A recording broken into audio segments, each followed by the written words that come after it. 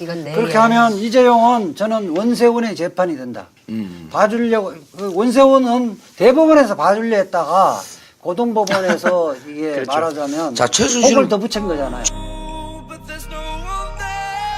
정영식 판사가 이제 사실은 외관이라도 뭐 비슷하게 티 안 내게 했다면 그런데 이 판결문을 보면 너무 엉터리 판결이에요. 예. 그리고 형식도 그 양형 이유에 보면 보통 많아야 한 2페이지 이렇게 쓰거든요. 간략간략 간접 사실만 적시하는데 이재용 판결문 양형 이유는 변호인 의견서예요. 내가 세보니까 6, 7페이지 정도 돼요. 그러니까 양형은 보통 간단하게 하고 네. 죄에 대한 이런 설명 그렇죠. 분명히 하는데 네. 양형을 깎으려고 그러다 보니까 구구절절 변명일색이었다. 그렇죠. 아. 그리고 이 부분을 좀 말씀드리고 예. 싶은데 독일 현지 취재들을 이렇게 언론사들이 갔잖아요. 예. 한겨레에서 제일 먼저 가서 확인한 부분이 뭐냐면 이 말의 소유권이 누구에게 예. 있느냐였어요. 현지 가서 보면은 어느 누구도 그게 그 정유라 그러니까 최순실이라고는 얘기도 안 나오고요. 정유라의 말이라는 걸 의심하지 않아요. 실제로도 그 말을 그러니까 말 관리라고 하면 그냥 뭐 그런가 보다. 그러니까 가축을 관리하는 것 정도로 생각하시는데 그게 아니고요. 말은 매일 일정 정도 훈련을 시켜줘야 돼요. 훈련을 시키고 말을 관리하는 사람이 따로 2-3명 정도 스태프들이 필요해요. 그 정도로 비용이 엄청나게 들거든요. 그 사람들 다 삼성에서 대준 거죠. 그리고 그거 다 소모되는 돈 아니야.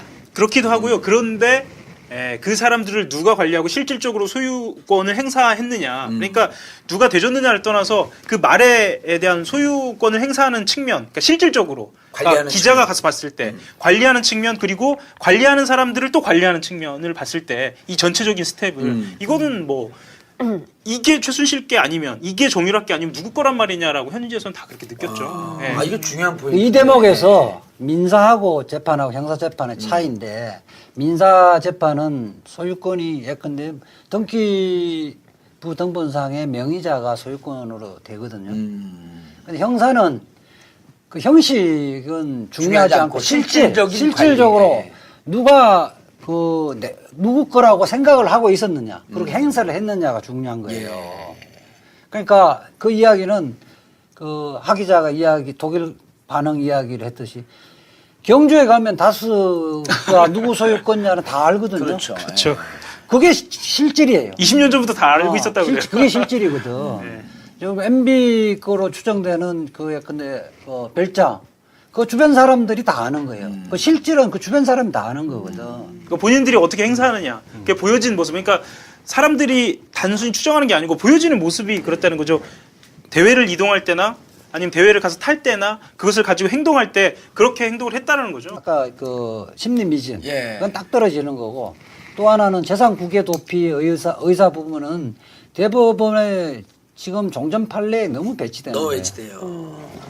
그러니까 본인 이익을 위하지 않기 때문에 재산 국외 도피는 간단한 거예요. 재산을 우리 국내에 있는 재산을 예. 외국으로 빼돌리는 걸 방지하는 거거든요. 예. 그런 의사만 있으면 되는 거예요.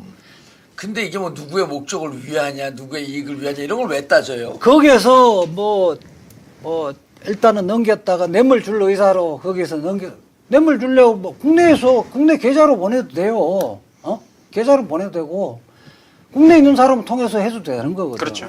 이게 뭐냐면 그 삼성의 현지에 하여튼 계좌 이렇게 하나 개설해놓고 거기 보냈다가 자기들은 허위 신고한 거잖아요. 그렇죠.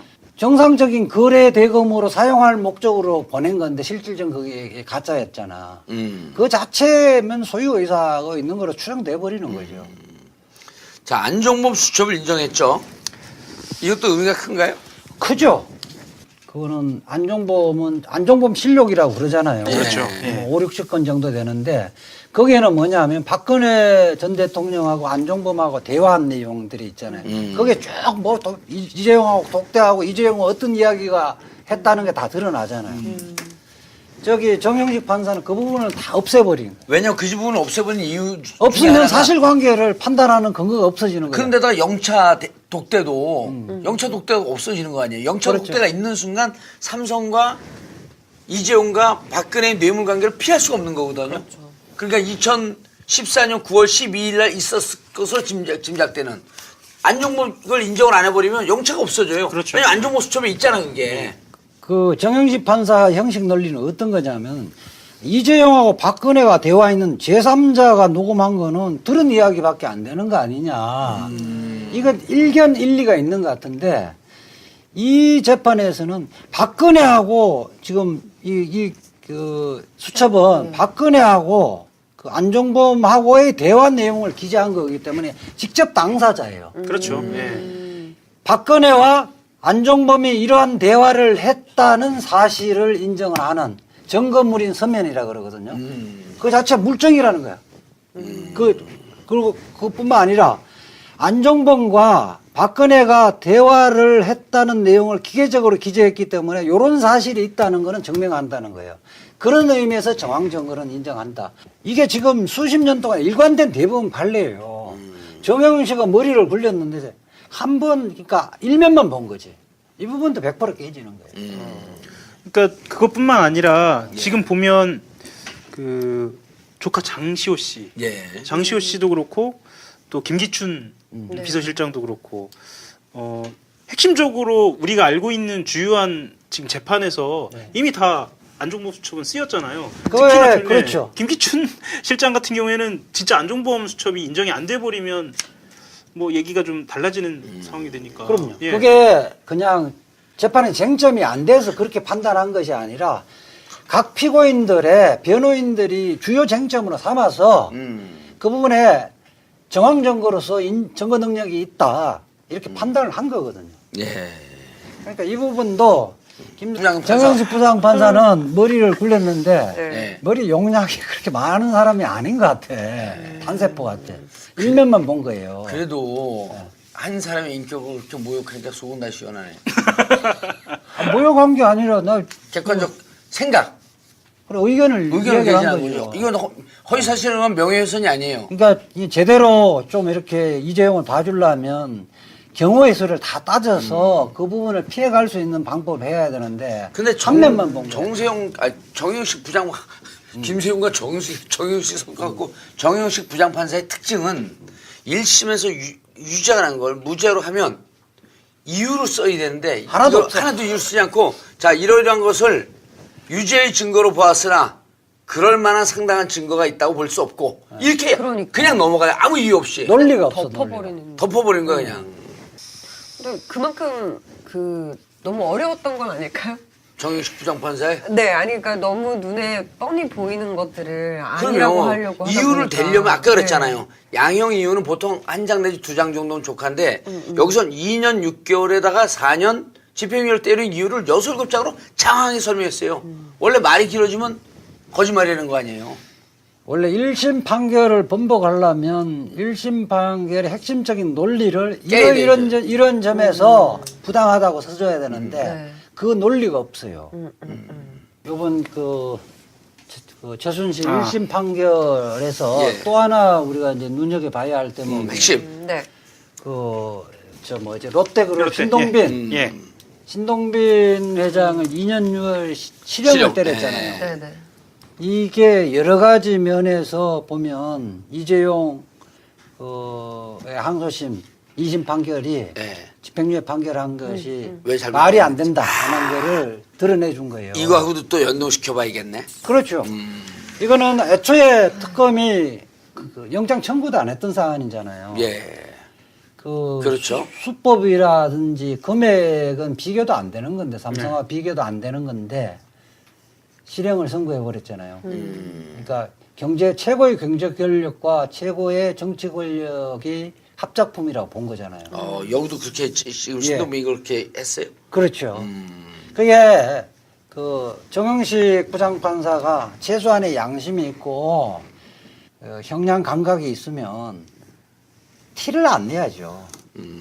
자기가 하더라도 하여튼 그 뇌물 액수를 팍 반으로 줄여준다 하더라도 최소한 3년 정도의 형은 해서 아니 한 3년 6월쯤 해놨어도 3년이나 3년 6월 해서 실형을 집행유예 살려야 판결만 안 하더라도 이렇게 비난이 세지지는 않는다는 거예요. 미련했던 거예요.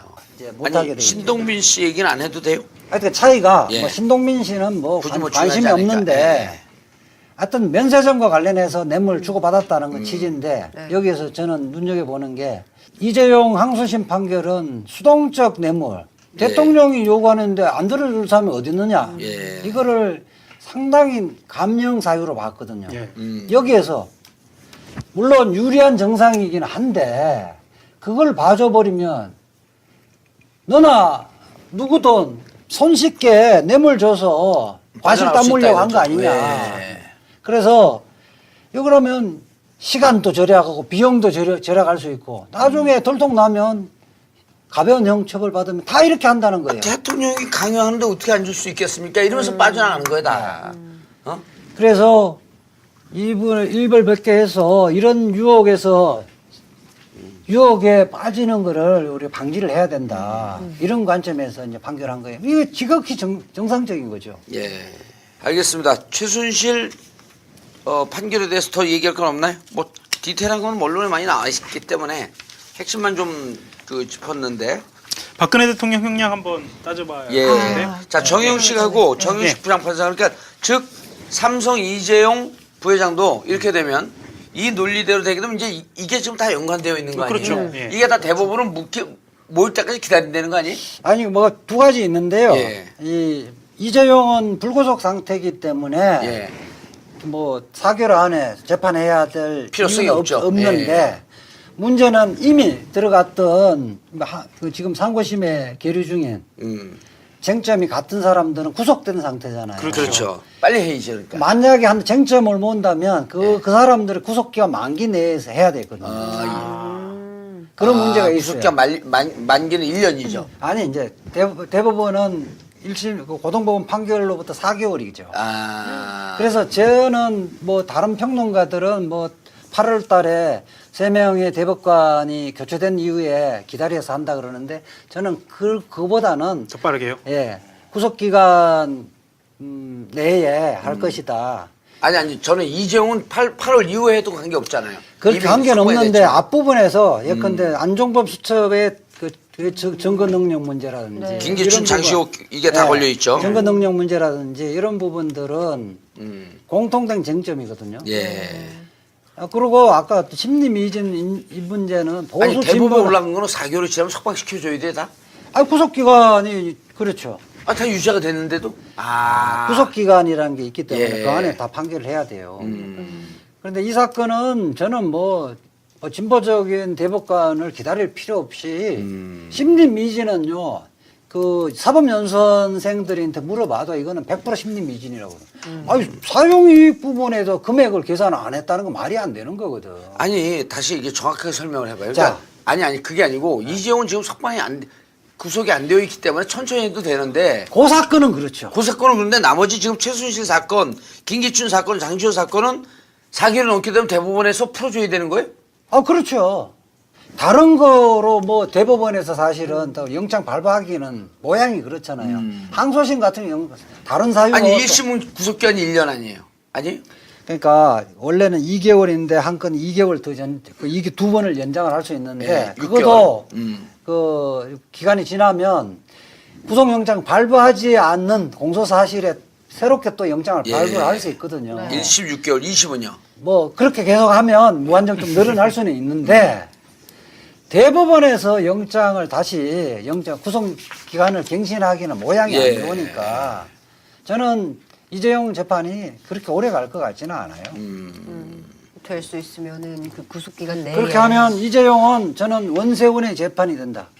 봐주려고 원세훈은 대법원에서 봐주려 했다가 고등법원에서 이게 그렇죠. 말하자면 자, 최순실은- 혹을 더 붙인 거잖아요. 최순실은 그럼 오늘 그 2월 13일 날 2월 14일 날 13일 날 판결이 됐기 때문에 그러면 이거 앞으로 6월 13일 이내 판결이 나야 되는 거예요, 대법원에서?